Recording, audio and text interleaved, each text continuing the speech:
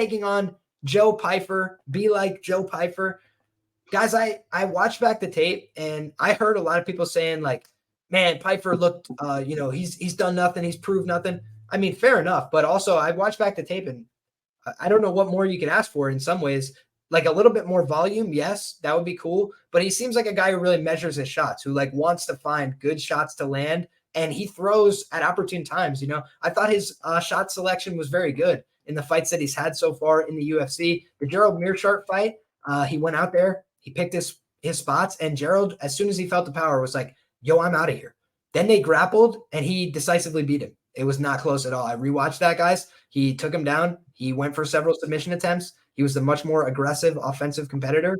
And yeah, Gerald didn't have that much to offer in a pure grappling context either. So I think that Joe Pyfer, he's a lifelong martial artist. He's a guy that's got a lot of experience under his belt.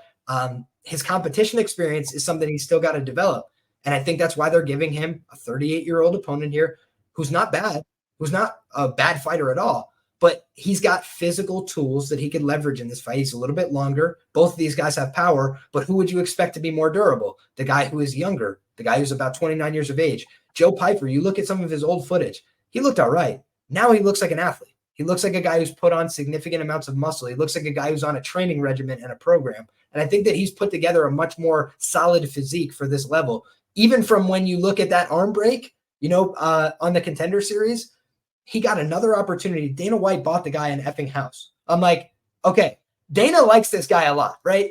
Does he do that for everybody, right? No. So I think about this and I say, why are they giving him Razak? Razak in his last fight was breathing a little bit heavy, in my humble opinion, landed the shots, did his thing.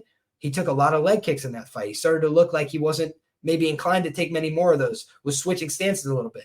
So I think of Pyfer as a guy who's going to be well coached coming into this fight. Marquez MMA typically does a very good job game planning for their opponents, minus the Bilal Muhammad fight. They shouldn't have accepted a fight against a guy named Muhammad over there. That was probably a bad idea in hindsight. But in any case, you look at this and you say Joe Pyfer is getting a co-main event spot against a 38-year-old who's been spotty in the UFC, who hasn't been very active overall, who does have fun style, but puts himself in danger and has been knocked out in the UFC. So I look at this and I say to myself, Joe Pyfer is probably the better grappler here. I think that we saw Buckley easily taking this guy down. I think that we could see Pyfer take this guy down. People are saying Pyfer never goes for takedowns. Did y'all watch his fight on Contender Series where he took down Ozzy Diaz and went for like 3 submission attempts in a short order and then beat him up again on the feet? So I look at this and I say to myself, Joe Pyfer just seems like a comprehensively better fighter to me. He's much younger. I think he's going to win this fight. I think he's going to do it inside the distance. And I think he's going to submit him, as a matter of fact. What do you think, Rich? Yeah, we agree. Joe Pyfer will submit him. I'm just looking at it now, man, and I'm gutted because I haven't jumped on it yet. I wanted to see where the line's gone, but it's going out of my favor. Opened at 500, and it is now plus 375 for the submission. And it's only going to get worse, man. It'll probably be plus 300 come fight night if you're lucky.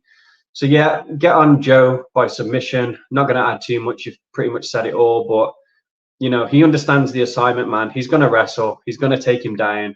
Alhassan's going to gas come round 2 or 3. And he's going to sink something in and submit him, man. And get a bonus from Dana. There you go. Go and fucking buy a new couch for your house like we bought you or some shit. I agree. And yeah, Sophie brought up the point that I was going to bring up there. He got KO'd by Chaos Williams. Guys, it was in the first minute. And it was a brutal, brutal knockout. If y'all have ever heard me use the expression, he put him in the box, that's where it comes from, okay? That was Razak getting put in the box, my man. And again, wish him well. Fun fighter, cool style. I like his press conferences. But I just think to this spot, Joe Pyfer is being set up for victory, and I think he's going to deliver.